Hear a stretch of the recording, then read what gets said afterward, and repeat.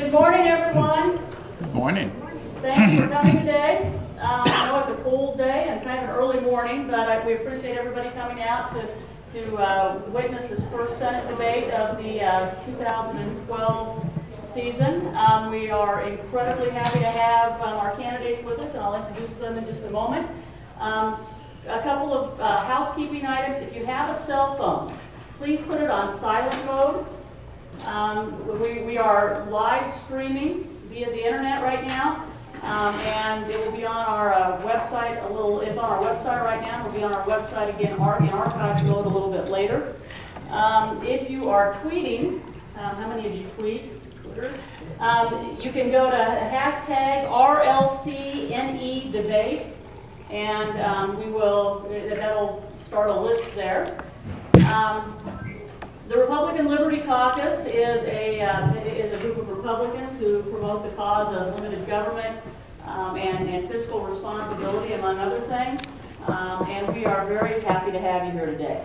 Our candidates: Senator Deb Fischer from Valentine, Patrick Flynn from Schuyler, Don Stenberg, our state treasurer, who is from Lincoln, and Spencer Zimmerman from Bellevue, right? We are incredibly happy to have them all here. We aren't going to start with opening statements. I'm going to introduce our moderators, and I'm going to turn it all over to them. There will be closing statements at the end. Our moderators today are Zachary Dean, who is has 18 years of broadcast experience with KBSH in Valentine. Daniel Ward, who is a broadcaster with 14 years of experience and an Iraq War veteran. And he is at KBSH as well. And then Carrie Christian, who's a Marine Corps veteran and a local businessman from North Platte. So please welcome our moderators and have a great time.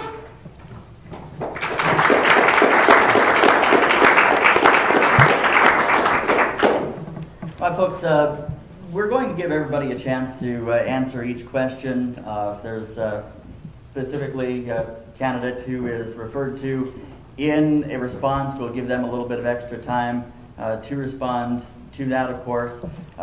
This is also one of those situations where we're not going to silence the audience. If you agree, disagree, give them a little bit of applause or whatever. Of course, keep it civil. We appreciate that. And with the rest of the rules for the candidates, Daniel Ward. Yeah. Each of the questions you're going to be asked, you'll have a 2-minute response. You'll either see a hand signal from myself or from Mr. Christensen here when you have 30 seconds left.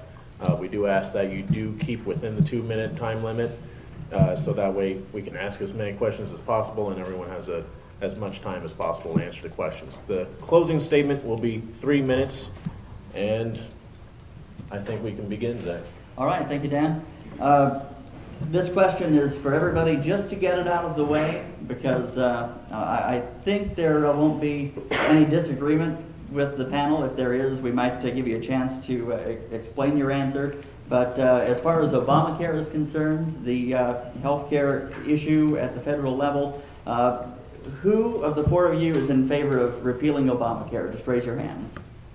Okay. With that, we're going to check. What are your priorities for being in the Senate? We'll just start with you, Deb Fischer. Thank you, Zach. Thank you all for being here today. It is such a pleasure to be here at this first debate. I thank the gentlemen who have joined me here. This is a very important election. My priorities are the priorities that I hear from Nebraskans all across this state. I've traveled about 30,000 miles, and I listen to people and listen to their concerns. And what we're all concerned about is spending at the federal level. We have to get spending under control. And we're concerned about a $15 trillion debt that cannot continue. We have to stop this. And there's many ways we can do it. We get spending under control. We balance the budget like we do here in Nebraska. We balance the budget every year. That's why I support a balanced budget amendment at the federal level. And then we need to, thank you, then we need to create jobs. And I have a jobs plan with 5 points to it on how we can move ahead and create jobs in this country. One is we need to get spending under control. We need to repeal Obamacare, get government out of business so that business can create jobs. We need to reduce regulations. We have burdensome regulations on our businesses that increases costs that are passed on to all of us as consumers. We need to reduce energy costs. We need to start drilling here in the United States. We need to manage the resources that we have. We're very blessed in this country to have those resources, and we need to use them. But there's a number of things that we can do to get spending under control, to move forward and start to begin to reduce the debt that's a security risk to this country. And I would take those ideas to Washington and work with colleagues there in order to achieve it.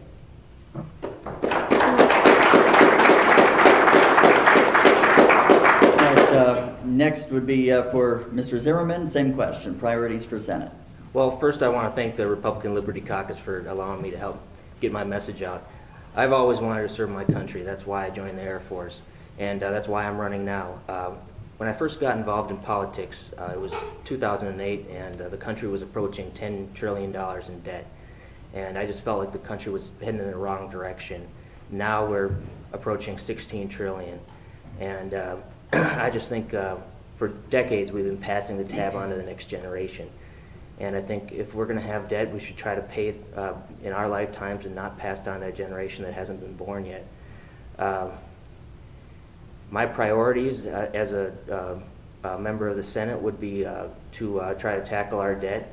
I think the ways that we can do that is to look at not just on a federal level, look at the debt, but every state is confronting huge deficits. And I think Nebraska should be the example for the rest of the country. The reforms that were put in place in Nebraska in 1934 when they switched from a two-house to a one-house system, I think that should be an example for the rest of the country, for other states. I think other states could adapt those same kind of reforms and shrink the size of government at its core.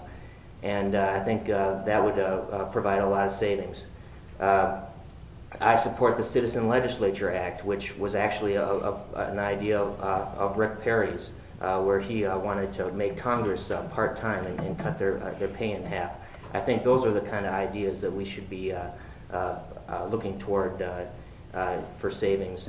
And I'd like to talk more about this is a very big issue and a very big campaign. And if you're interested in more of my ideas, you can check out Build the Keystone Pipeline on Facebook. So that's another issue that I'm very strong supporter of, the Keystone Pipeline. All right, thank you, Spencer. And we will discuss the pipeline issue later in the morning. But we'll next go to Don Stenberg. Same question, priorities for Senate. This election year, America stands at a crossroads. We can either continue down the dark road to socialism, a road that we are now on. It is a road to bigger government, to higher taxes, to more regulation, and to less personal freedom. Or we can travel a road to a new birth of freedom for the United States. We can travel the road of constitutionally limited government, of smaller government, of less spending and less regulation, more personal freedom, and more religious freedom. To do that, we need a candidate who will offer bold solutions to our nation's problems. We need a true conservative, not a pretend conservative. I'm proud to have been endorsed by U.S. Senator Jim DeMint, by U.S. Senator Mike Lee, by Freedom Works, by the Madison Project, by radio talk show host Mark Levin, and others. They have studied the records of the candidates, and they're supporting Don Stenberg as the true conservative who will go to Washington and fight for bold solutions to our nation's problems. We need a senator strongly committed to fundamental values who is not a flip-flopper. We need a senator whose record matches his rhetoric. We need a full-time senator who is committed to public service, not to personal financial gain. If you send me to Washington, that is the kind of senator that I will be for you. This is a tremendously important election. Never in my lifetime have we faced such a dramatic choice for the direction of our nation. This is the chance we have to build a better country for the future, for our kids, and for our grandkids. And I hope you'll join me in doing that important work ahead. Thank you very much. And finally, same question to you, Mr. Flynn, priorities for Senate. Well, my number one priority would be to go to the other House and Senate members, the Senate members, since I'd be in the Senate, and I would get a coalition of very conservative representatives and leaders, and I would look for the leaders, and I'd say, okay, ladies and gents, let's take this message to the American people instead of just doing it in the rooms and behind, and let's have a constitutional revolution in America, and let's get the people behind our actions. I believe 100% that America is more conservative than not. Unfortunately, we keep going further and further to the left. And so I think it's a moot point to say what we believe in if we can't take it to the nation and get we, the people, behind this message. So number one is I would go for a coalition, and we would start taking this to the people, and we'd use every medium of communication we have today. The issues we face in America today are just overwhelming. There's a full-blown assault on life, liberty, and the pursuit of happiness in America today. Lenin said, the organized minority will defeat the unorganized majority every time. And that's been happening to us. And it's time the silent majority gets back and starts leading. And my number one goal is to help lead and organize the majority back to the principles of our founding fathers and take America into the future.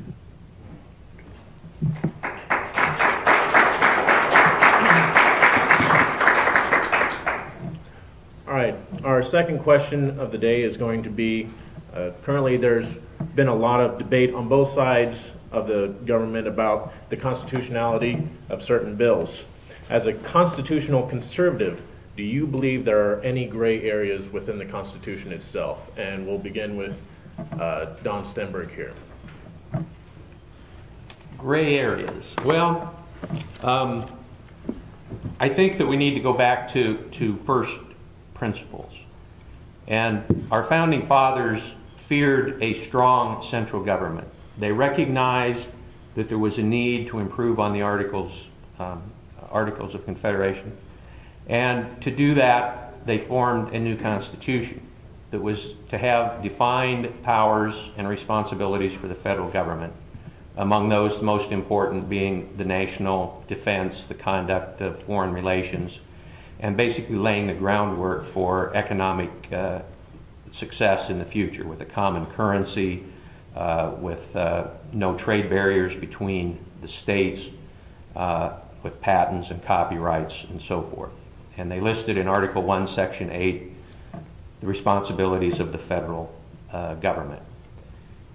That plan was designed to limit the power of the central government, to preserve freedom, and to let the units of government closest to the people be the principal organization for governing the people and for maintaining public order.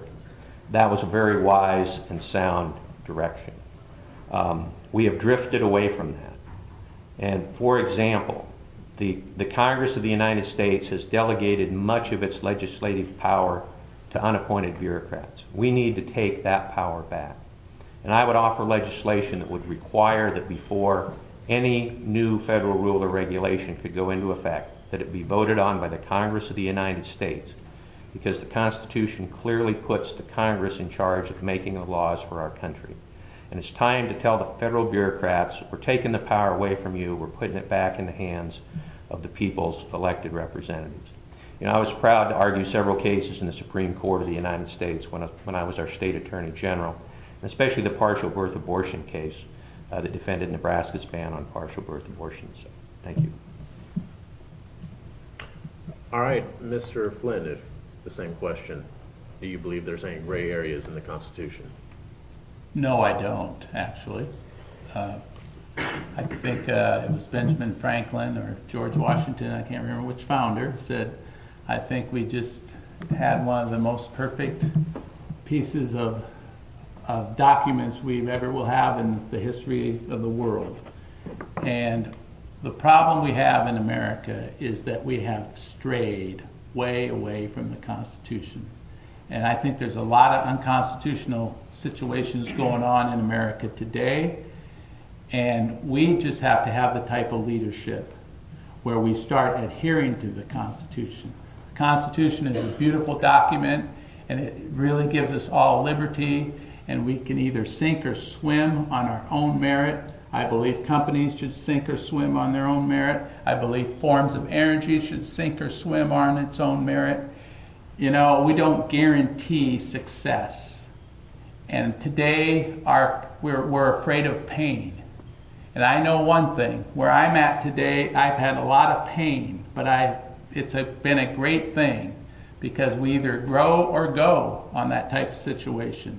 So no, I think the Constitution is one of the greatest documents in the history of mankind, and I think it's time we get back to it.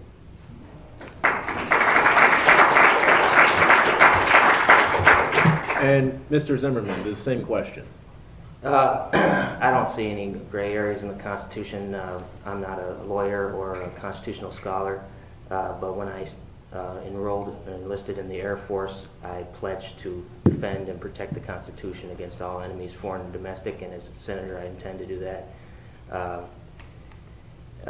When looking at the Constitution, I think Mr. Stenberg mentioned the Articles of Confederation. When this country was actually founded during the American Revolution, we had the Continental Congress, which was a unicameral system. I think that functioned very effectively. Right now we have 535 congressmen and senators, each making $175,000 a year. I think there's a lot of bureaucracy that we could reform. And earlier I said I support the Citizen Legislature Act, which was one of Rick Perry's ideas. The idea was to make Congress part-time and cut their salary in half. And I think looking at the structural reform of government, I think that's a good first start. But I think when it comes to the Constitution, what we saw earlier this week with infringement upon the First Amendment rights, I think we need to protect the Constitution. All right, thank you. And finally, Mrs. Fischer, the same question. Thank you very much. The Constitution is our guiding document. It sets out the laws and principles that we all live under and that we all value. It defines the powers of government. And I think most importantly, it establishes our state sovereignty. As a state senator in my 8th year, I take that very seriously. I stand up for the citizens of Nebraska because that's our right under the United States Constitution with regards to most of those powers. And we need to always protect that right of the state. The Constitution's clear. The problem we have in this country is with activist justices at the Supreme Court who tend to legislate and not interpret that Constitution strictly nor clearly. One of the important duties of a United States Senator is with regards to the appointment of those justices. And I would take that duty very seriously too, because we need to appoint strong legal minds to the Supreme Court. But those people also need to realize that they're there to follow the Constitution and protect the rights of the citizens of this country. So I think the Constitution is very clear, with very little gray area in it.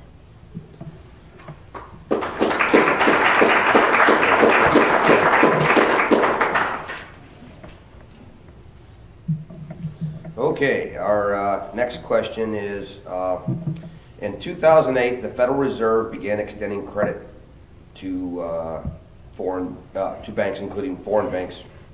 Do you agree that the Federal Reserve should have this authority? If not, what should be done about that? Mr. Flynn, you're up first, please. Well, I think the Federal Reserve's an atrocity, to be real frank with you. When Woodrow Wilson was president, he brought in the Federal Reserve, and when he died, he said, "There's nothing worse that I've ever done for America than to bring this into being."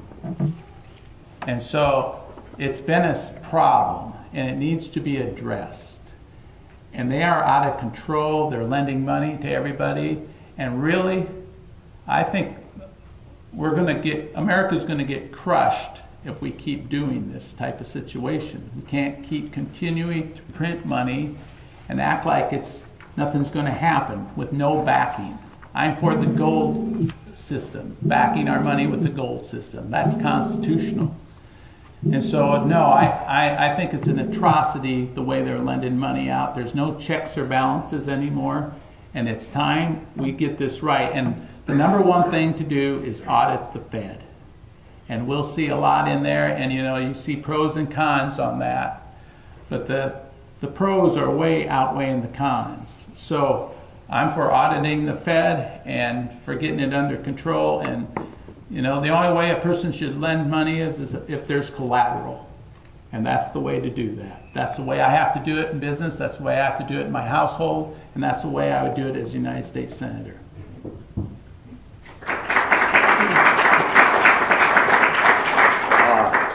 Same question, Mr. Zimmerman. I support auditing the Fed too. As far as, could you repeat the question? I certainly could. In 2008, the Federal Reserve began extending credits to banks, including foreign banks. Do you agree that the Federal Reserve should have this authority? And if not, what should be done about this?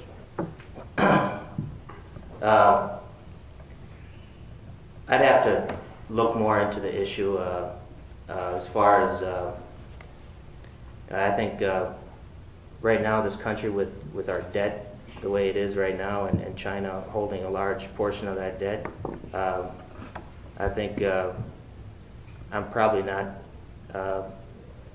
qualified enough to make a judgment on that right now.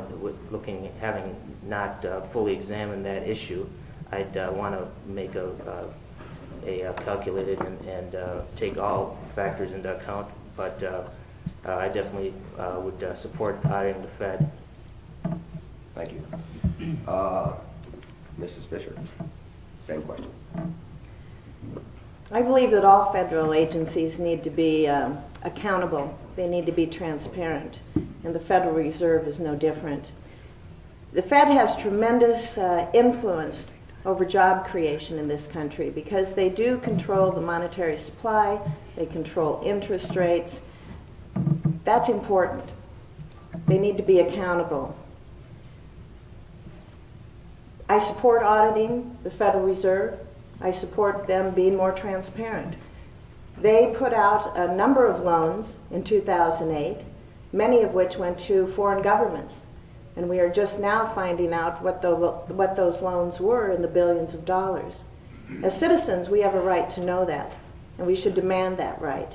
And it's finally coming out due to court cases. We shouldn't have to go to court to get that information. So I believe that the Federal Reserve needs to be audited, and like any government agency, it needs to be more accountable and transparent. Thank you.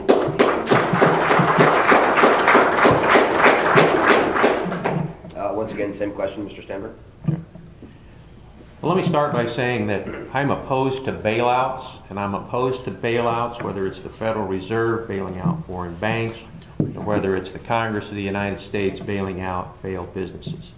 Your money, whether it's your tax money or money created by the Federal Reserve, should not be used to bail out failed businesses or failed banks. That's not what you pay your taxes for. The Federal Reserve, of course, was created by the Congress and therefore ultimately is under the direction and control of the Congress. I support Ron Paul's call for an audit of the Federal Reserve. There's one change that I believe we definitely need to make in the structure of the Federal Reserve. Right now, under an act of Congress, they have a dual responsibility to develop employment or encourage employment and to fight inflation. And we need to limit that power and policy direction to fighting inflation. We need to make that the sole duty of the Federal Reserve. It's this idea that printing money is going to create jobs that is so dangerous, and it's leading to inflation. I know the official inflation rate's still pretty low, but if you look at the price of gold, the price of silver, the price of crude oil around the world denominated in US dollars, we can already see the effects of the creation of trillions of dollars of new money by the Federal Reserve.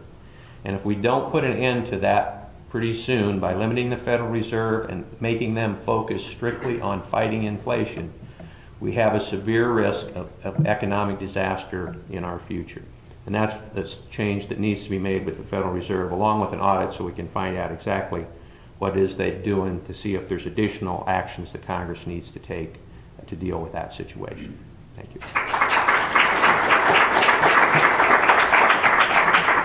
If I heard everybody correctly, and do correct me if I'm wrong, everybody, all four of you, basically gave us the notion that you would favor an audit of the Federal Reserve, yes? Yes. Now, all three of Nebraska's representatives in the Congress voted for the audit of the Fed. In the Senate, however, both Ben Nelson and Mike Johans did not support the audit. Do you think Johans was wrong in not supporting that audit? We'll start with you, Ms. Fischer. I think you would have to ask Senator Johans why he made that decision. I'm not about to step forward and second guess what he made that decision based upon.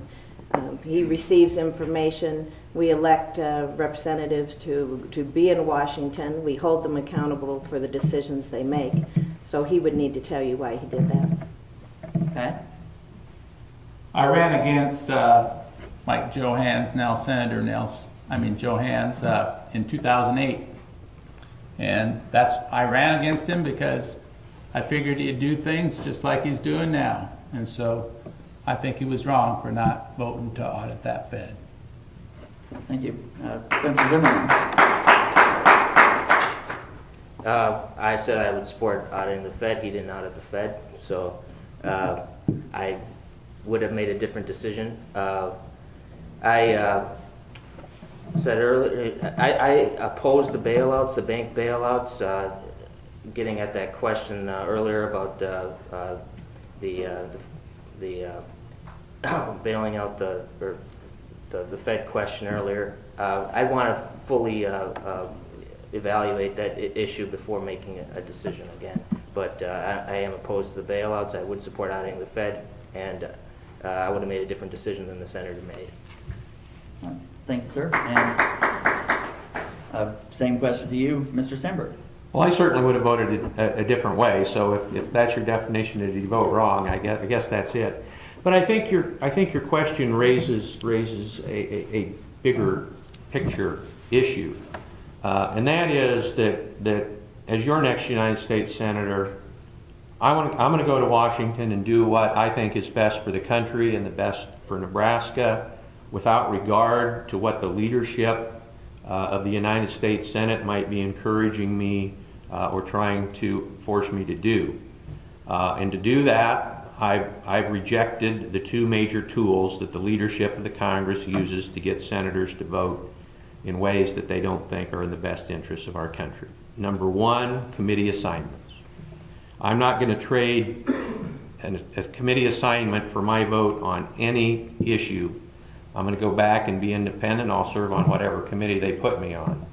But I'm not going to give the leadership of the Senate the opportunity to try and coerce my vote on issues by offering me plum committee assignments. The other tool they use to control the membership in the United States Senate, and it's true of Democrats and Republicans alike, is earmarks. And so if you want some earmark for some project in your state, you've got to vote for more spending and a bridge to nowhere in Alaska.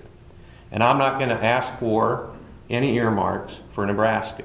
And I'm not going to vote for any earmarks for any state, because I'm not going to let the leadership of the Senate buy my vote in that way. And I think that's a really important issue. And that's one of the reasons Senator Jim DeMint, Senator Mike Lee are supporting me for the United States Senate. because they want people who will stand up to the Republican leadership in the Congress of the United States when they're going in the wrong direction. And that's what I'll do as your next United States Senator.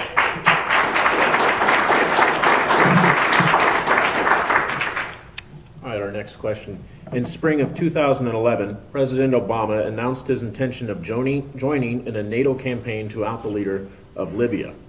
And of course, the results of that are well known. However, President Obama kept the U.S. Congress in the dark about his decision until after our involvement began. Should Congress allow presidents to get involved in conflicts such as Libya or other military engagements without a declaration of war? And Mr. Stenberg, we'll begin with you. Yeah, in my opinion, the United States should not go to war or engage in military conflicts without a declaration of war, which the Constitution of the United States clearly provides. Now, obviously, if the Navy of the United States or the Army or Marine Corps of the United States is attacked somewhere in the world, we expect them to defend themselves, and they don't need a declaration of war to do that. But if we're going to take this country to war, the Founding Fathers understood that wasn't a decision that should be made by the President of the United States. When you go to war, you're committing, at this time in our history, billions, maybe hundreds of billions of dollars of national treasure, and you're risking the lives of the brave men and women of our military forces. That is a very grave decision. It is not a decision that should be left in the hands of one man or one woman who's the President of the United States. The Founding Fathers were very thoughtful because they understood that to be successful in a war, you need public support. And the best way to gauge whether there's public support to enter into a conflict is a vote in the Congress of the United States. So I very, very strongly believe that we should not go to war and put our national treasure and the lives of our servicemen and women at risk without a clear declaration of war by the Congress of the United States. And Mr. Zimmerman, the same question.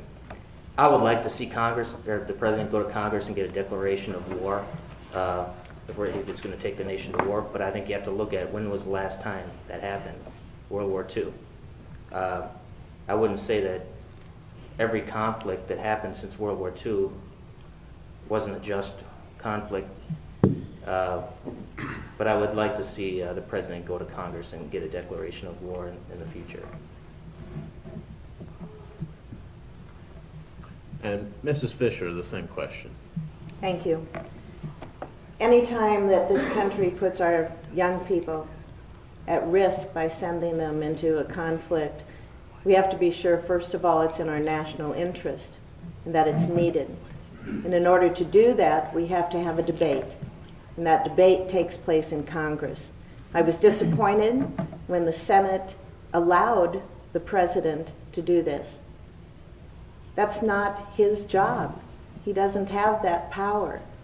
And we need to have a Congress. We need to have a Senate that's going to stand up and not allow the division of powers to be blurred. It's the Senate's responsibility. It's the Congress' responsibility. We need to enforce that as a country in order to maintain that open debate by the representatives of the people on such a serious matter as entering into war.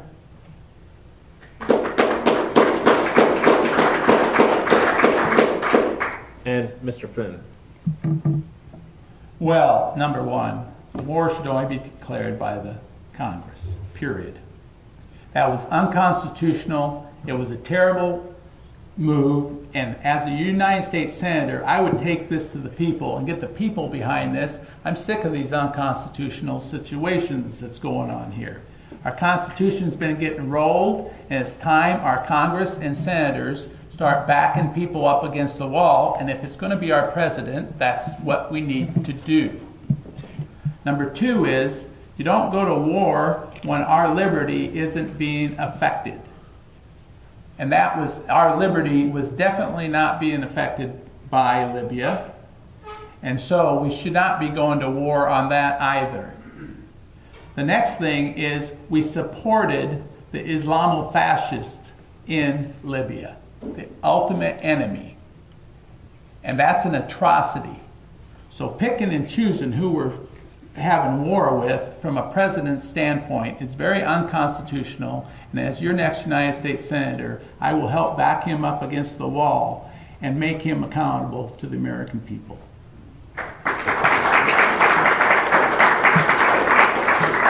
And now we have a follow-up question to this. If you do attain the Senate office and the current president at that time engages in another military action without a declaration of war, what would be then your plan of action? And we'll start with you, Mr. Zimmerman. I would have him, I would urge him to come to Congress with and get a declaration of war. That would be my response. Thank you. And Mr. Stenberg. Well, I would hope that that would not happen. Number one, I'm going to vote to remove President Obama from office at the next election because we can't afford 4 more years of the president we have. But without regard to who the next president is, I would hope they would not undertake military action without the required approval of the Congress of the United States. Probably the best tool that's available to the Congress if that happens is to cut off funding for the president's actions so that there is no funding for him to continue with that action. But as I said in my earlier remarks, going to war is a very serious thing. And this current administration does not seem to have any coherent foreign policy. There was no vital U.S. interest involved in the Libya conflict. Yes, there was a brutal dictator. There are, unfortunately, a lot of countries that are governed by brutal dictators. And while I disapprove of that, I do not think that we should spend the treasure and lives of American citizens to deal with that issue. That is an issue to be dealt with by the people of those countries. And so now in Egypt, instead of a tyrant who is at least friendly to the United States, we have the Muslim Brotherhood running that country. And we have a disaster in Libya. And I remember back when Jimmy Carter was president, and the Shah of Iran was another tyrant in Iran, and we helped push him out of office, and then we got the Ayatollah Khomeini, and now we have a regime in place in Iran that threatens the security of Israel and is threatening to develop nuclear weapons. We need to be a lot smarter on our U.S. policy and be much less willing to undertake these adventures that get us involved in military conflicts that result in dictators taking over who are unfriendly to the United States. It just is not the way to conduct foreign policy of the United States. Thank you. Mr. Flynn, the same question. President Obama is not for us, and that's what I see.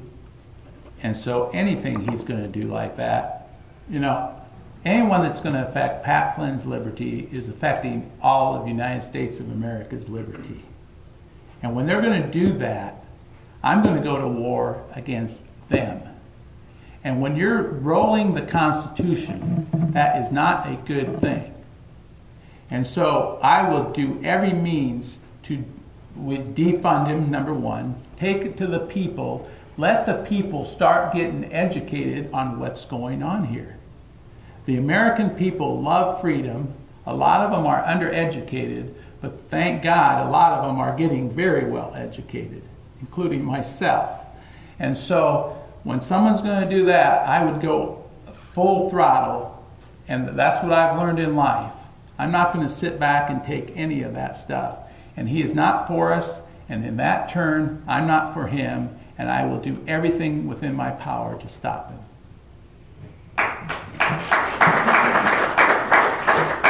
And Mrs. Fischer, please. Thank you, Daniel.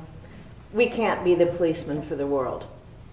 We don't have the resources with our service people. We shouldn't be sending them places that's not in our national interest. We cannot do that.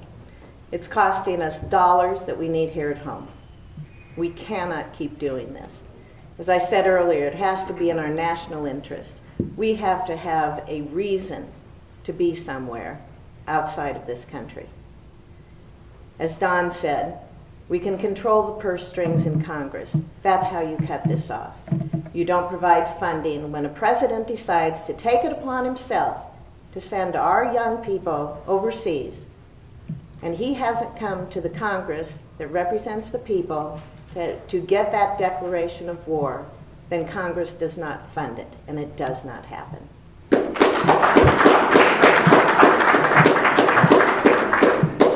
And just to clarify, you would defund these military efforts even if it's a military effort that you agree with, as long as there's no declaration of war?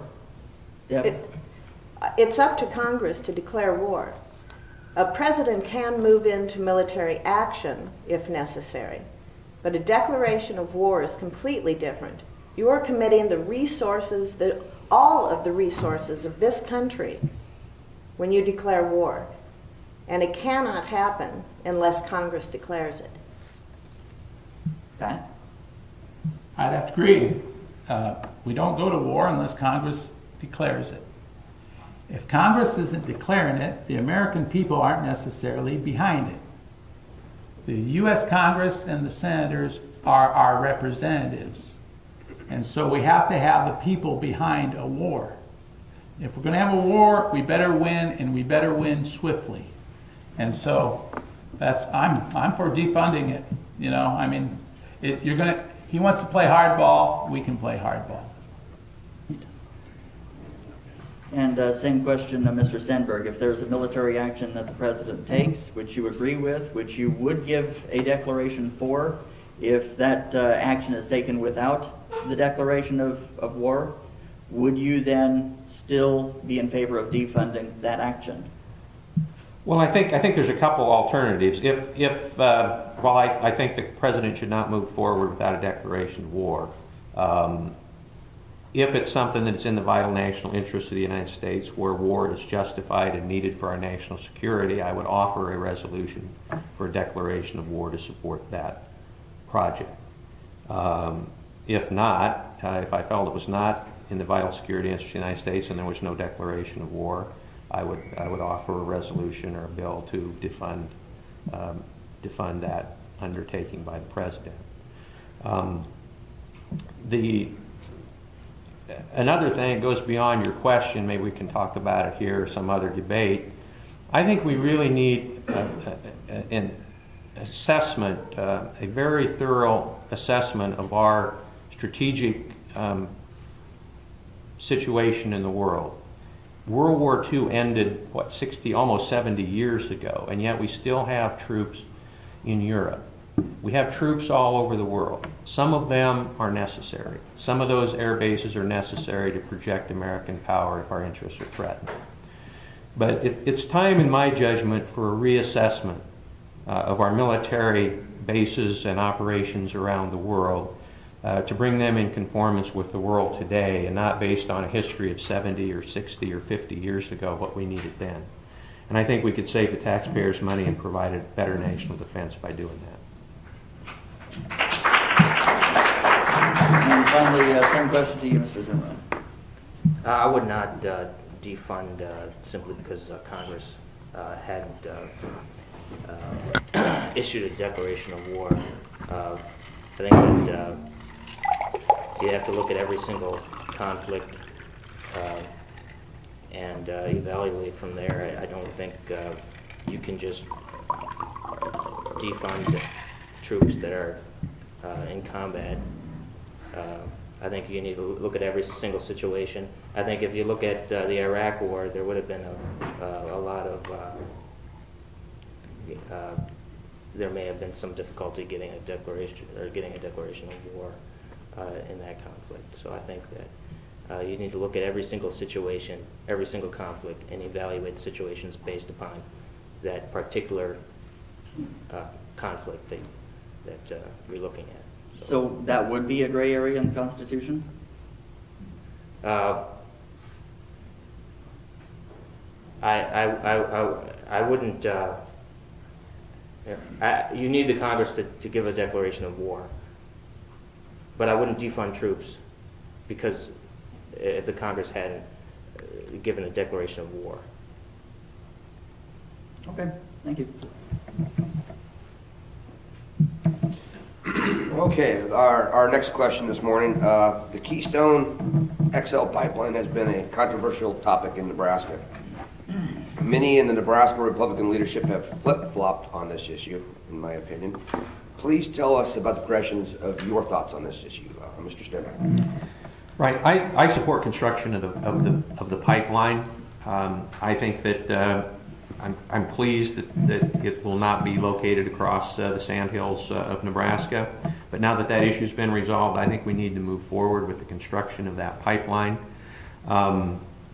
It not only will it create jobs, even more importantly, it will greatly improve the energy security of our country. We rely on to too great an extent for our petroleum resources from countries unfriendly to the United States.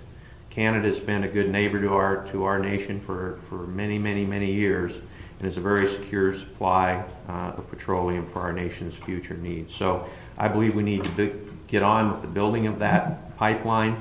And it raises the larger issue that the radical environmentalists have far too much power in this country, far beyond their numbers, and to the great detriment of the future economic security of the United States of America.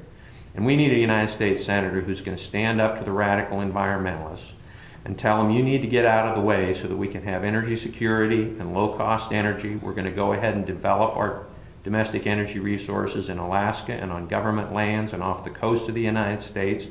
We're going to build oil refineries in this country. We're not going to let you tie those up with lawsuits forever and ever, because we haven't built a refinery in this country since the 1970s. You know, that's the issue we need to address. The Keystone Pipeline is one important part of that bigger picture, but we need to stand up to the radical environmentalists and do what's right for this country and not let them continue to dictate energy policy in the United States of America.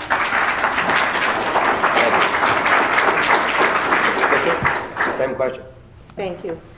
Well, I'm the only person up here who had to deal with this issue in real life. I represented West Holt County until we went through redistricting this last year in the legislature. So for the past 3 years, I've worked with the landowners there, I've worked with my constituents, and I've worked with Nebraskans all across this state on this issue. People had questions, and we met with TransCanada, we got information, we got the questions answered. So for 3 years, we did that.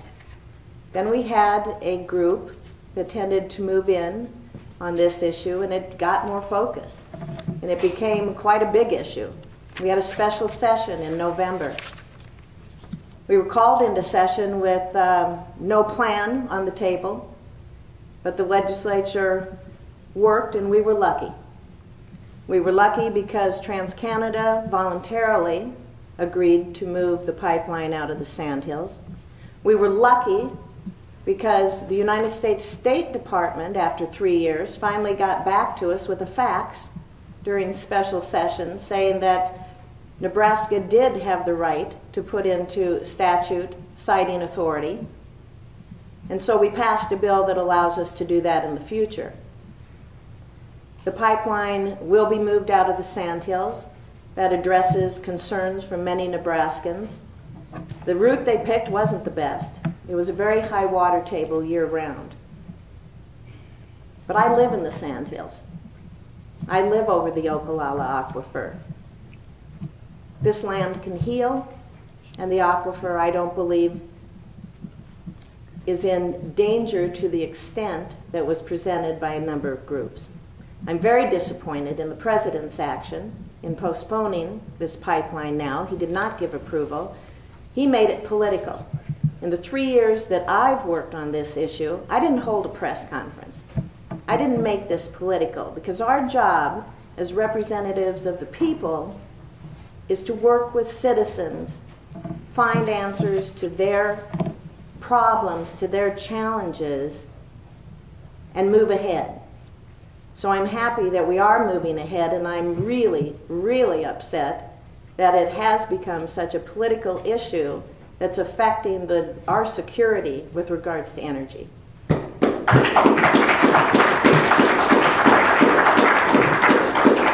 Same question, Mr. Zimmerman. What was the question The again? question is, the Keystone XL pipeline has been a controversial topic in Nebraska. Many in the Nebraska Republican leadership have flip-flopped on this issue. Tell us about the progression of your thoughts on this issue. Yeah, I've consistently supported the Keystone Pipeline. Even prior to the reroute, I supported the original route of the Keystone Pipeline. The State Department did an environmental impact study that said there was no significant impact on the sandhills.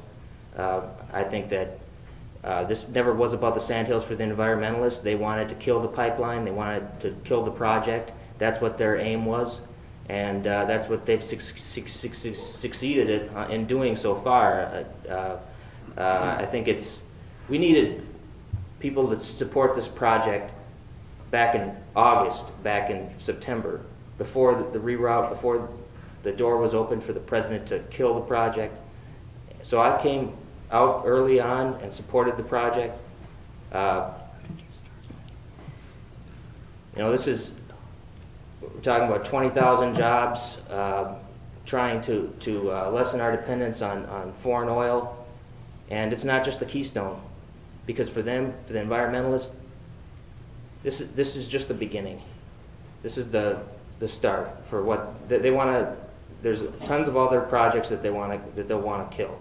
They want us to quit using oil. Well, we're going to have to use oil, and $3 and change at the pump is tough. I know. I drive for a living, and we need oil and gasoline to get us where we're going. We need projects like the Keystone Pipeline. This country needs to achieve energy independence. We need to cut that addiction that we have to Middle Eastern oil, and if we don't build the Keystone, the oil is just going to go to China. And for me, this is a very no-brainer. We need oil and gasoline to get us where we're going, and it just doesn't make sense, the president's decision. So I've consistently supported the Keystone Pipeline.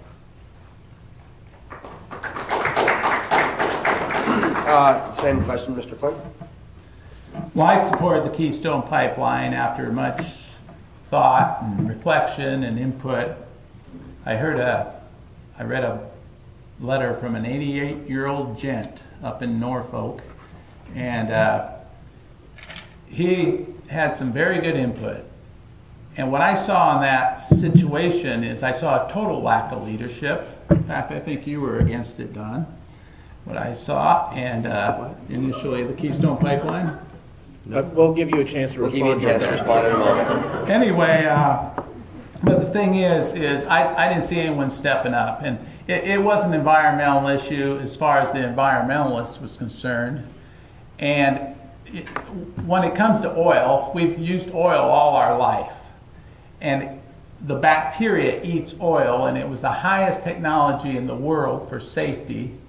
And here we're sitting here, can't make a decision as our elected representatives, and I thought it was pathetic, to be real frank with you.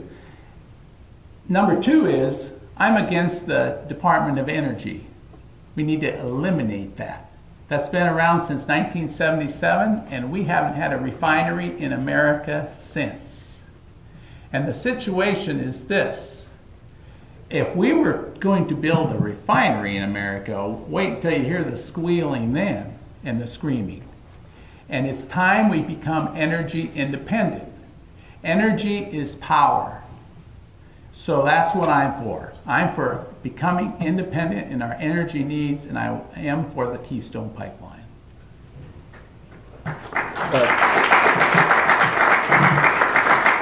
Don, a 30-second response. Yeah, I think the record's very clear. I've always supported the Keystone Pipeline. I was only asked, I think my comments were only recorded once, and that was when I spoke to a Tea Party group in Grand Island, Nebraska in May of last year, and I made it very clear that I supported the Keystone Pipeline, but I felt that the route across the Sandhills was not the best route and hoped that it would be moved, and was happy to see that to come about. So that's my position. The Grand Island Independent correctly reported that position, and it's in the May something edition. A related question to the pipeline, I suppose. If a landowner disagrees with the pipeline or any other issue that's a national issue, would you then respect their property rights, or would you rather support the case for eminent domain? We'll begin with you, Ms. Fischer. Thanks, Zach. My second year in the legislature, I introduced and we passed a bill that protects private property owners against the abuses of eminent domain. And that was in regards to the Kelo case that the Supreme Court had just ruled on, where they said private property could be taken for economic development uses.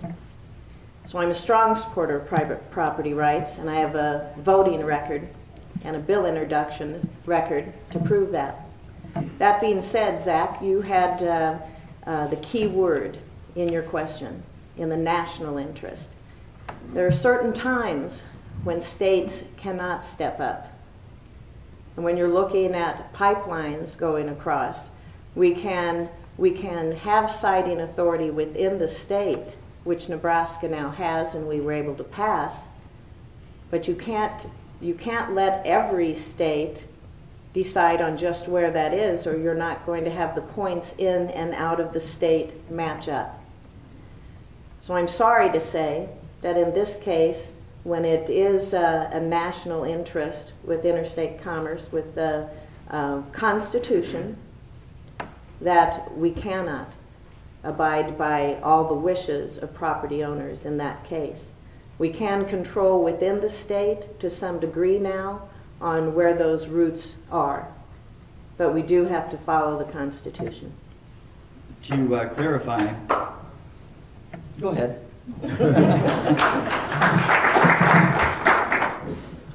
That doesn't mean I like it. When you said that you support the location for Nebraska to have that authority, but other states should not.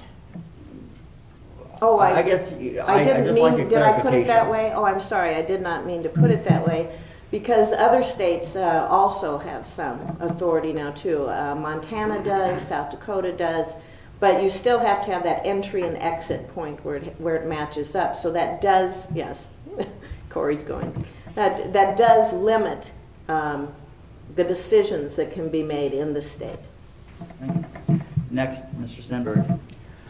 Well, I think there's two situations where eminent domain might be used. One, which I think should not be available, is when you're taking property from some private property owner for the purpose of giving it to some other business or to some other property owner, which is what we've seen, so that you own a house, you own a small business in the city, some big developer goes to the city and they want to take your property so they can build megalopolis as a private enterprise by some other business. The government has no business using its power to decide that. That should be a private decision among individuals. If, on the other hand, you need to build an interstate highway, you need to build a pipeline to bring oil to the United States of America, you need to build a power line to bring electric power to the rural parts of our state, it has to go somewhere. And you can't just let one person stand in the way of building an interstate highway or a needed pipeline or a needed electrical line. They should be sited with due consideration to disrupting individuals as much as possible, but you can't let one person stand in the way of what's needed for the interests of our country and our state in those situations. And on the topic of eminent domain versus property rights, same question to you, Mr. Flynn. Well, it's hard for me to think if anyone should have their property taken away from them or use it for something they don't want to use it for. And so personally, and the way the eminent domain rules have worked in this country lately, it's not good. They just roll people and take their property for mainly business and commerce purposes, which isn't good.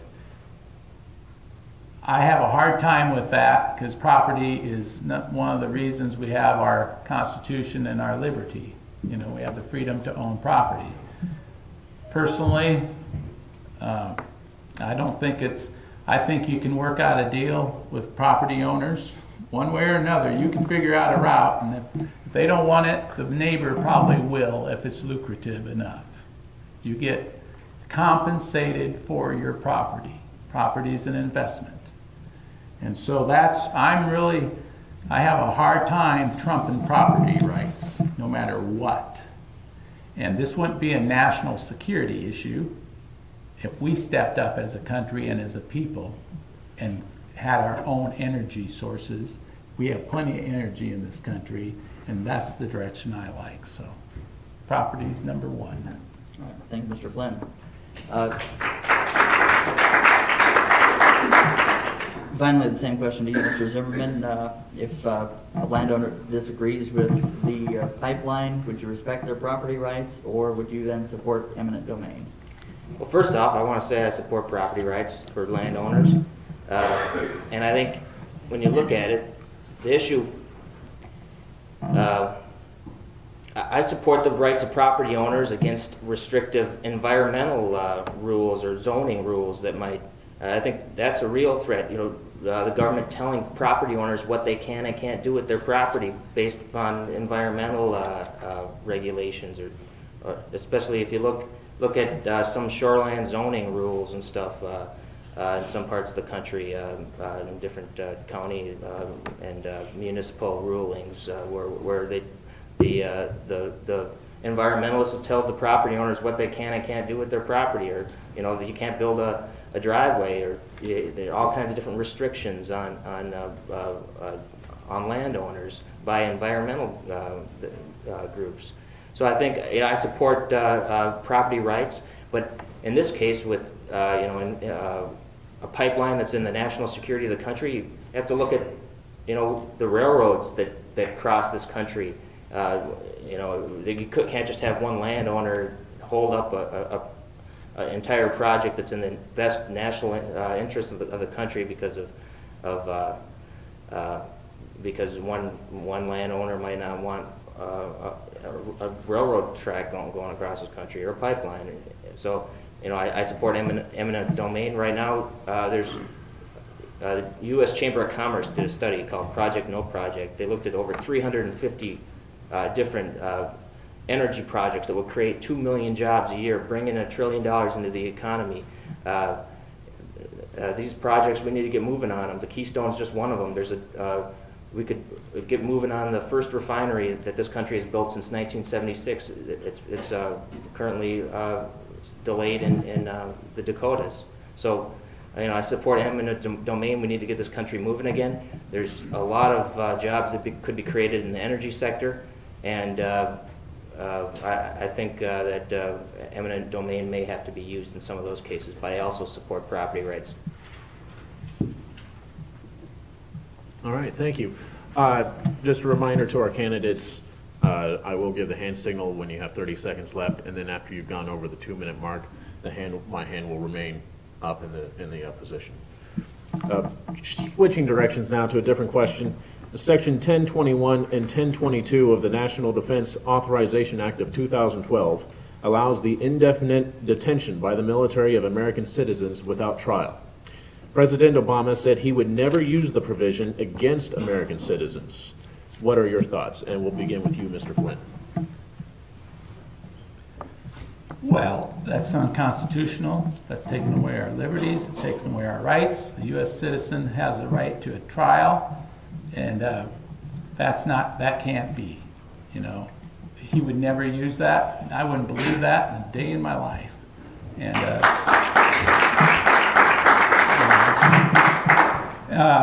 so I'm against that clause, and I wouldn't have voted for it. That's where I'm at.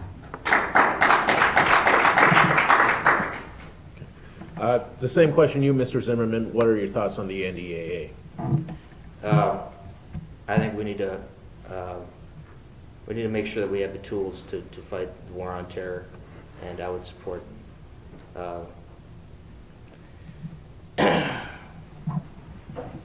I think you have to balance personal liberties, but I support I support the having that tool available. All right, thank you. And Mrs. Fisher. Thank you, Daniel.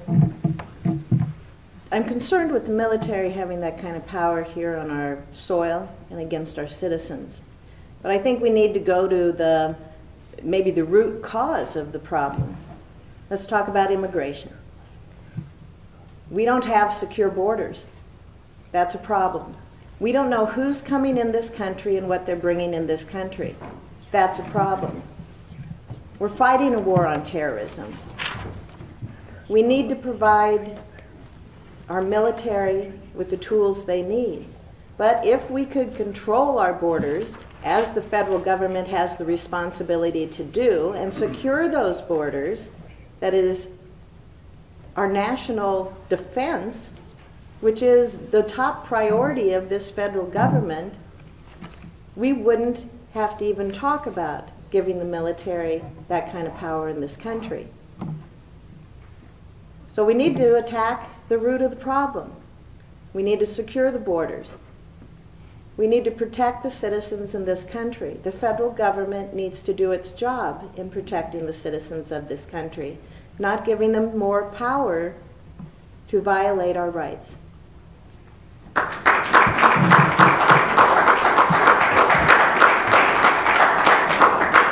And Mr. Stenberg, your thoughts? If I understood your question, it's whether U.S. citizens can be held without being given a hearing. Is that the question is, what are your thoughts on the National Defense Authorization Act, which allows the indefinite detention of American citizens without trial by the American military? Right.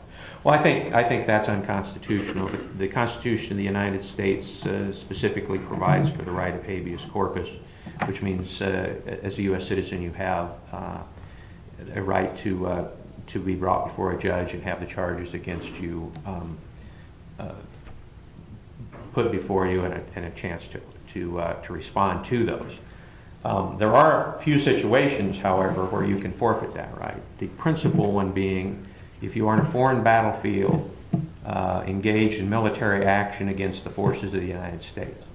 At that point, you have become an enemy combatant and you have lost your constitutional right to habeas corpus. You are no longer a U.S. citizen, you're an enemy combatant fighting the military forces of the United States. And you may be held as a prisoner of war as any foreign army or any foreign military person could be. So that's, as a general rule, unless you're engaged in military action against the United States of America on a foreign battlefield, you have a right to habeas corpus and a hearing for any charges that can be brought against you. Just a quick follow-up to that question regarding the NDAA.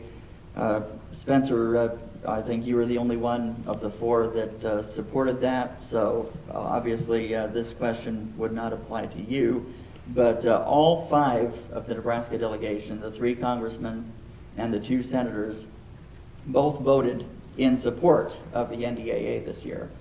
What would you have said to your colleagues in the Senate, including Mr. Johans, to try to sway him against voting for the NDAA? We'll begin with you, Mr. Stenberg.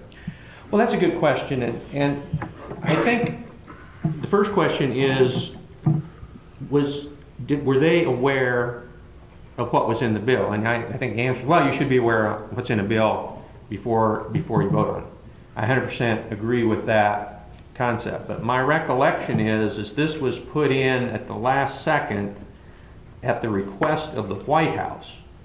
And one of the reasons we need to have a rule that you have 72 hours before you vote on a bill is so that you can make sure that things like this aren't in a bill and know what you're voting on. Now, all I can say is if I knew that was in there, I would have voted against it. I hope that our representatives, if they knew it was in there, they would have voted against it. But I can only cast one vote as U.S. Senator. I would not have voted for that bill knowing that that was in there. Mr. Flynn? Well, I would have got with the other senators that I really believe in a lot. and that they have the same like-mindedness as myself. And we could have helped draft that bill, number one, if we needed a bill like that. And so, and the fact of it is if there's, and I have to agree with Don, you know, if in fact we need 72 hours to review the bill. I mean, it's just ludicrous. And the way you get that done is you take that to the people.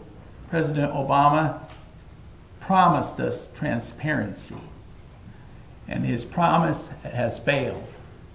And so that's what I'm saying. We have to start taking it to the people and demanding accountability on his end. All right, and finally, Ms. Fischer. Thank you. I agree with Don's comments.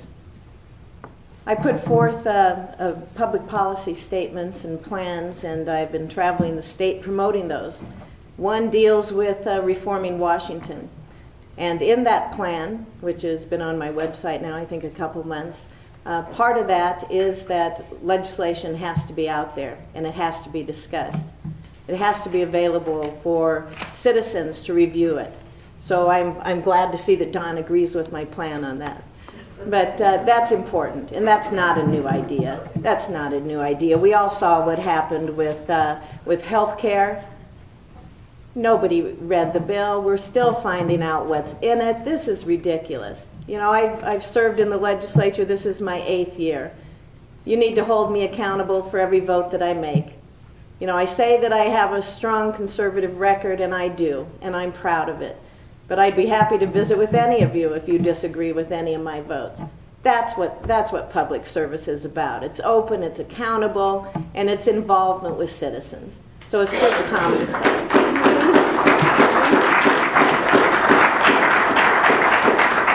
Thank you. Okay, the next question we have, in November of 2010, Senator Johann sponsored a bill called the Employer-Employee Cooperation Act, which would essentially create a situation similar to the Commission of Industrial Relations in Nebraska at the federal level. Would you support or oppose Senator Johann's idea?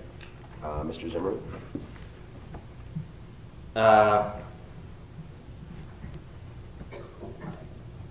He created I'm sorry, could you? He sponsored a bill which was called the Employer-Employee Cooperation Act, which creates a similar situation to Nebraska's Commission of Industrial Relations, only at the federal level. Would you support or oppose this idea? Well, I have to look into the issue more, but you know, it sounds like on the top, I'd say it sounds like a good idea. I definitely would want to look into the issue more before making a decision, but I trust the senator's judgment.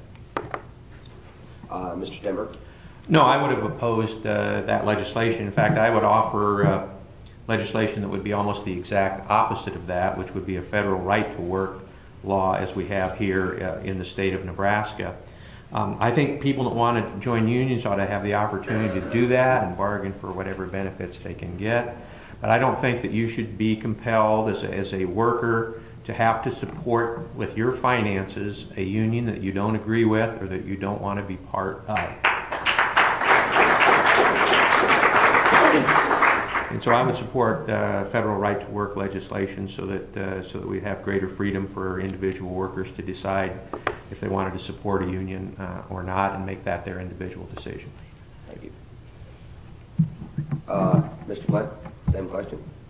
Yeah, I wouldn't have supported that. And I'm for the worker, period. They can decide what they want to do. We don't need a union breathing down their throat telling them how to do it. And I thought that was a terrible disservice to this country. So, thank you.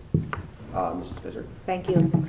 Well, I haven't read the act, and so it wouldn't be responsible for me to give my opinion on it, especially after we all said that, you know, we wouldn't vote for something unless we've read it. So that being said, we dealt with the CIR last year in the Nebraska legislature. That's been a Commission of Industrial Relations. It's a negotiation type board that was set up years ago and that hadn't been changed. It's where you take grievances. As a former school board member, if you're in a grievance with the teachers union and you can't decide on a contract, then you go to the CIR and they make a decision. We changed that. It's the first time it's been changed since it was put into effect. It didn't do much. We should have done more. But it's hard to get things passed. But I am pleased that we were able to at least open that up and make some changes, because now future legislatures can move forward on that. Again, that's a negotiations process, and your question was about the CIR and maybe having that at the federal level. But we talked then about right to work. That's a different issue, but Nebraska is a right to work state. That's important. We should not force union members to have to join, or workers to have to join a union and become members. But those are two different topics. But I would not support, just on the principle, setting up a CIR at the federal level. But of course, I would support the federal level becoming more right to work as we are here in Nebraska.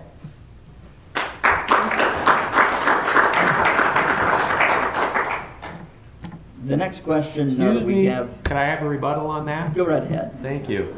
Well, I have read it, and I am familiar with it, and is strongly opposed by a lot of business interests. A national, basically, Commission on Industrial Relations is just a bad idea, and I am familiar with it, and that's why I oppose it. The other thing, Deb and I agree on the 72 hours. Glad it's on your website, but I actually saw it in a bill introduced in the Congress last summer, so I was a little ahead of the website, Deb. I said it's a common idea. There you go. Next up, this is a kind of an economic question, because there is a lot of uncertainty in the economy today.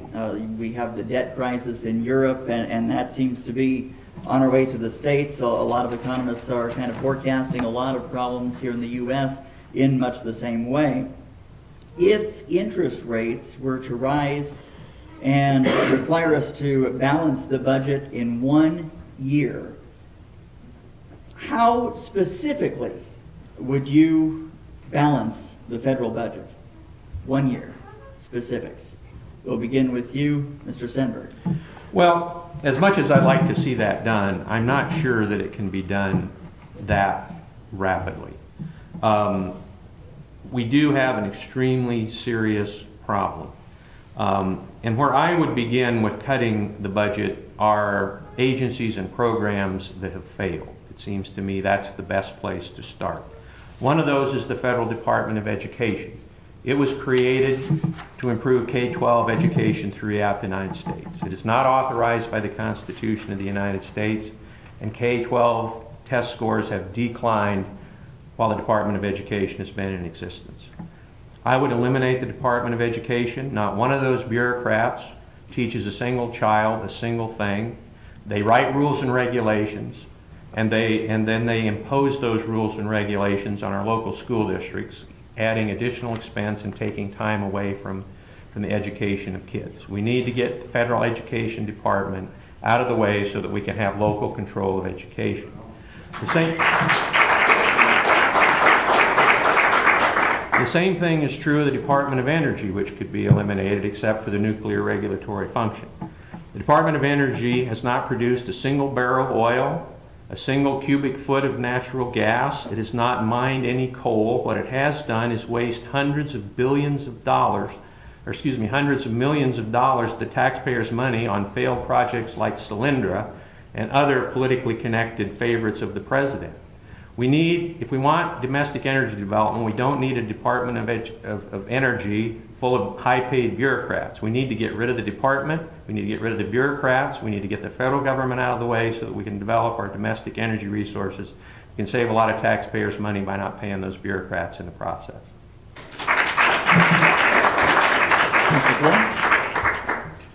Well, that's a big, I think it can be done in a year, period. It grew by 50% in the last 5 years, and the way you get back to a balanced budget is you go back to the 2007 budget and you're there. Now that's not going to make anybody hungry, We're going to get rid of a lot of agency systems on that. But number one, we got to address the debt. And so I'm for a Fair Faith and Credit Act, which would take away the discretion away from the administration to default on U.S. treasuries. I'm protecting our monetary system. I'm an investment advisor. And so the thing is the first people we pay are bondholders and Social Security recipients.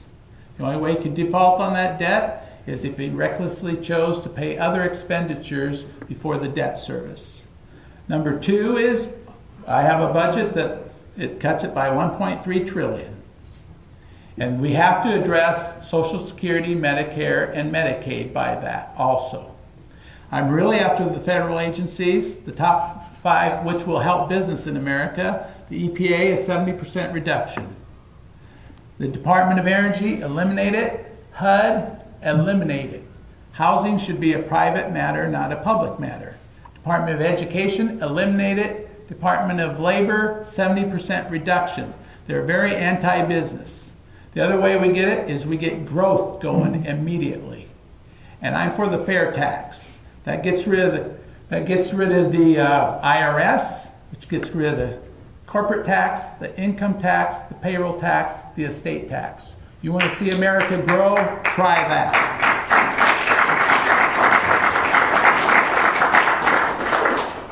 Deb Fischer? Thank you, Zach. I don't believe we can do it in a year, and I'm honest about that. We're looking at over $15 trillion in debt. We cannot solve that in a year, but we can get started. We can get started by cutting spending, as we've mentioned up here already. You know, I've got a list of all sorts of spending that happens at the federal level.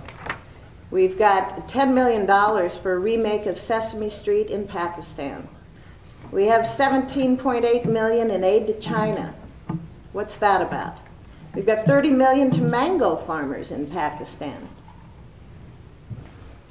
You know, that sounds good. Let's cut that. But what does that add up to when you're $15 trillion in debt?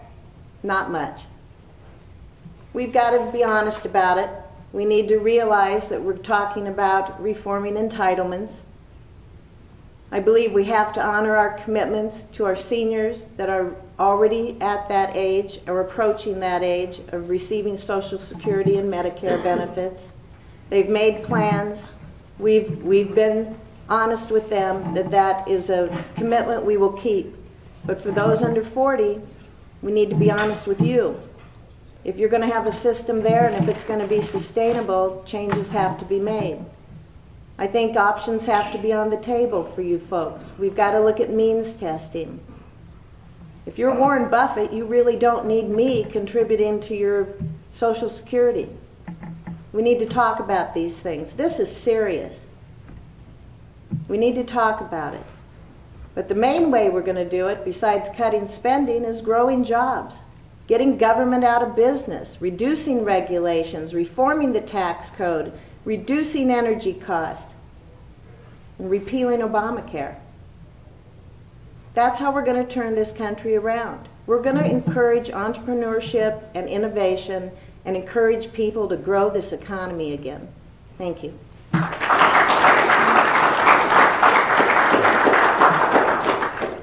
And finally, same question to you, Mr. Zimmerman. Specifically, how would you balance that federal budget if it needed to be done quickly, such as 1 year? Yeah, I think you could probably, I mean, if you're talking about balancing the federal budget in 1 year, you could probably, I mean, it'd be difficult.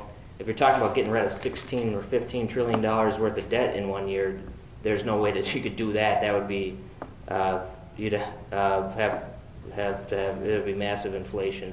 I released my tax plan earlier, and earlier this week, actually, it calls for a 22.5, flat tax.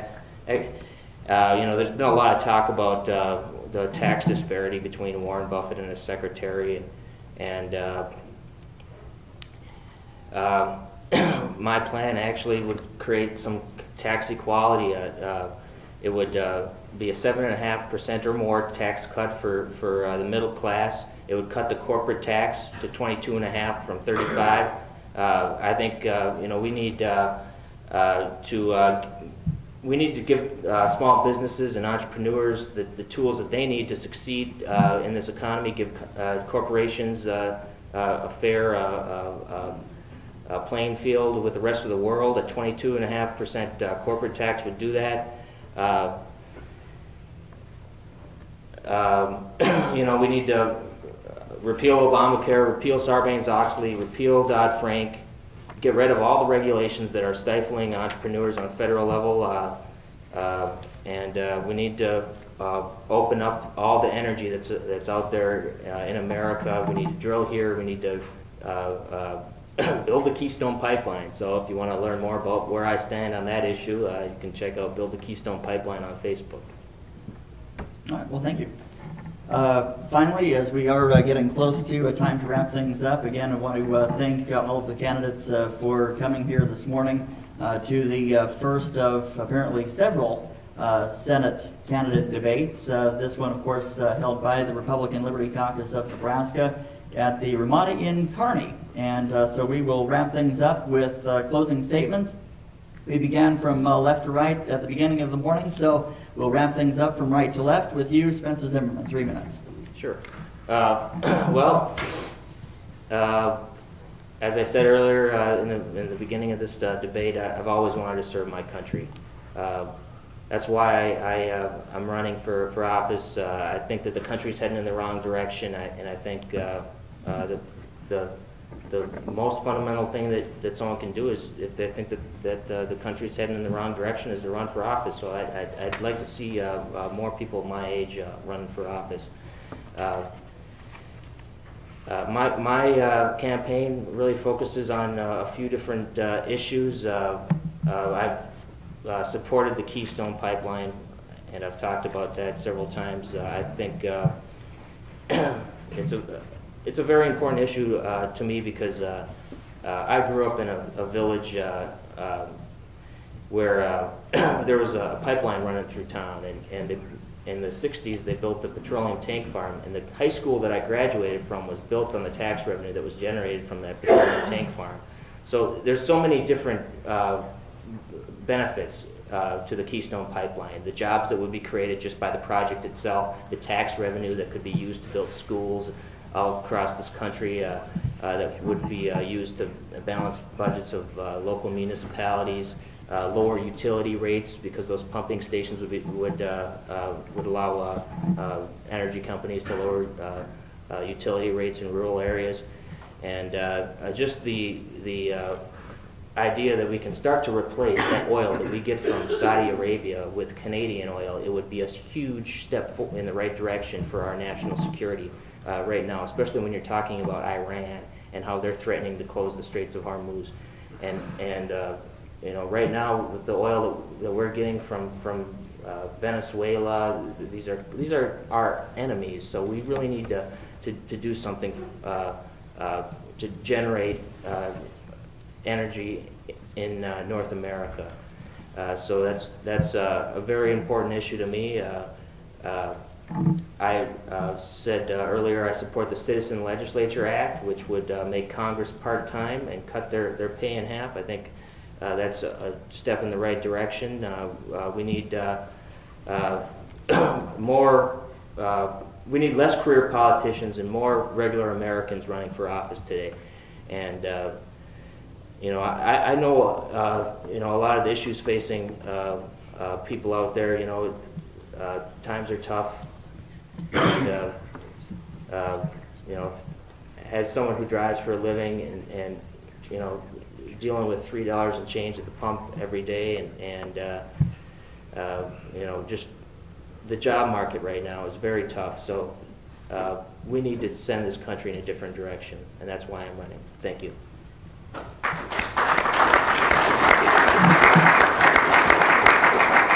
Thank you, Mr. Zimmerman. Mr. Stenberg. Okay. Well, right now our economy is being crushed by an intrusive federal government. It's being crushed by overregulation, including Obamacare. It's being crushed by a federal government that won't let us develop our domestic energy resources, and by wasteful federal spending.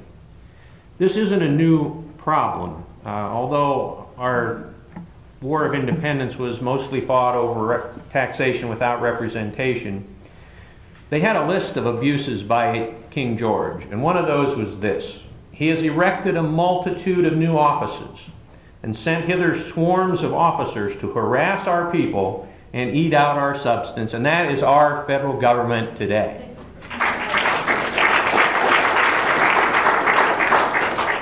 This will be a defining election for our country. Never in my lifetime have I seen such a dramatic difference in views about what our country should be. The folks in the White House and in the Senate of the United States, to the majority, believe that what is best for our country is a bigger government, a European welfare state, heavy regulation of business, and that is the direction that they think our country should go, and that is the direction they're taking us.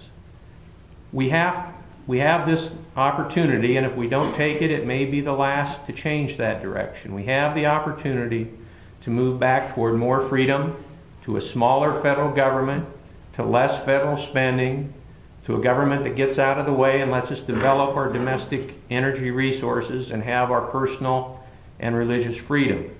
And that is going to depend on who we send to the Congress of the United States to represent us. Now, it's hard sometimes to determine which candidate is the best. All of us here, I think, are conservatives. And so how do you sort that out? And I would suggest to you that it's this way. There are some people, U.S. Senator Jim DeMint, U.S. Senator Mike Lee, Freedom Works, a Tea Party group with about 1.5 million members nationwide. And what they have done is carefully studied the records of the candidates for the Senate of the United States. And they want the one that they have the confidence, who will be a solid conservative, who has a solid, proven conservative record, who will stand up to the leadership in Washington, whether it's a Republican or a Democratic president, or a Republican or Democratic Senate, and do what's right for our country, which means less government, less regulation, and less spending.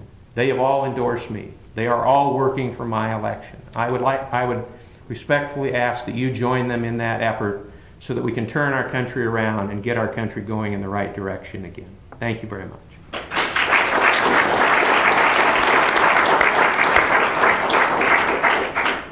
Mr. Flynn. I believe America is more conservative than not. Unfortunately, we keep moving further and further to the left, whether Democrats or Republicans are in power. So I asked myself the question, why is this? The first I came up with is this. Instead of electing leaders, we are electing career politicians. Career politicians are incapable of leading our country into the future to the degree we need to be led. They do not understand what it's like to have their back up against the wall daily and walk through it. I'm the only businessman in the race. Number two, how do we get through this where we're at today? I'm challenging Nebraskans and America to say that we have to change our attitudes and actions and become the greatest generation ever. How do we do that? Number one is prayer. Number two, we have to have a constitutional revolution by electing representatives who can lead America back to the principles and values of our founding fathers. And number three, we have to become a virtuous man and a virtuous nation. We do that, we will walk through this no matter what. God will give us His grace and mercy. We have to provide the phenomenal leadership. Last May, I sold my business and got in this race with both feet. I burned the boat. Now, I'm a desperado. I see where America's at. If you have the same degree of concern about America as I do, I'm asking you to do the same thing. The last line of the Declaration of Independent states, It says, and for the support of this declaration, with a firm reliance on the protection of divine providence, we mutually pledge to each other our lives, our fortunes, and our sacred honor. And that's what I'm asking of you. I'm asking you, Nebraskans, to give us some of your life. Become involved in our campaign. Help in your neighborhoods, help in your communities. Like us on Facebook. Tell your family and friends. I'm asking you to give some of your fortune. Our founding fathers did that, period. I'm asking you to give some of your sacred honor. America will get through this if more of us pray, work, contribute, vote, and get others to do the same. As your next United States Senator, I will represent Nebraska and the United States of America as a statesman by using my life, business, and leadership skills. I'm Pat Flynn. I appreciate your support, and God bless America.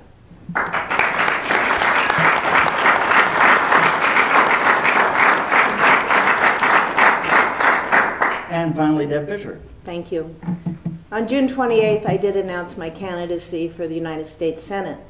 And since that time, I've traveled all across Nebraska, from Scottsbluff to Omaha and Fall City to Shadman. And I've listened to people, and I've heard their frustrations, I've heard their anger, and I've heard their concerns about the direction that this country's headed. I share those concerns. Nebraskans are looking for real change. They're fed up with the way that Washington's working. I'm not your usual politician.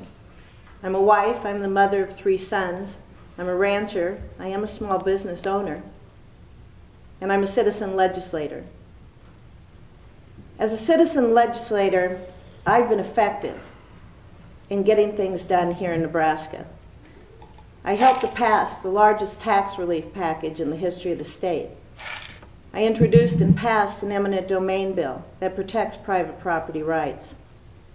I've worked with Farm Bureau and Nebraska cattlemen in looking at legislation that helps our farmers and ranchers in this state and protect our way of life from the Humane Society of the United States. Those are things that I've rolled up my sleeves and done for the state of Nebraska and for the citizens in this state. I'm pro-life. I'm a strong supporter of our Second Amendment rights. I believe in limited government, and I have a conservative record that proves it. We are in a crisis here. We're in a financial crisis, but we're in a crisis of leadership. And Washington's broken. We're not going to fix Washington until we have serious discussions about the issues that are facing this country. And so I thank you for being here today and being a part of this discussion. This is how we can change Washington. But we aren't going to see that happen unless we change the type of person we send back there. As I said, I'm not a career politician, but I do have a proven record of being effective.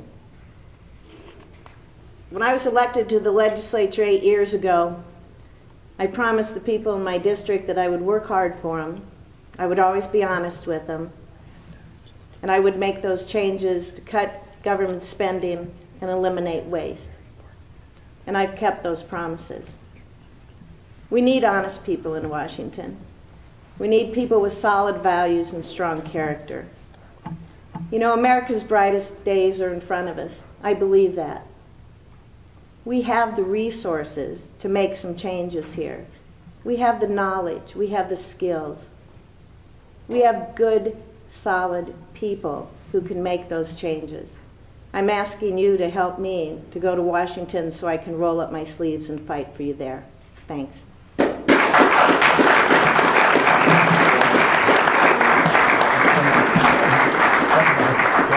Well, we would like to thank our candidates for being here today. We definitely think this is important for the people of Nebraska, and we appreciate getting your viewpoints on this. This concludes the Republican Senate primary debate hosted by the Republican Liberty Caucus of Nebraska. I'd like to thank our candidates today, State Senator Deb Fischer, Mr. Patrick Flynn, State Treasurer Don Stenberg, and Mr. Spencer Zimmerman. Your moderators today were Zachary Dean, myself, Daniel Ward, and Carrie Christensen. And I'd like to invite the people who are here today to stay around for a meet and greet with the candidates after the debate. Thank you. Thank you. Thank you.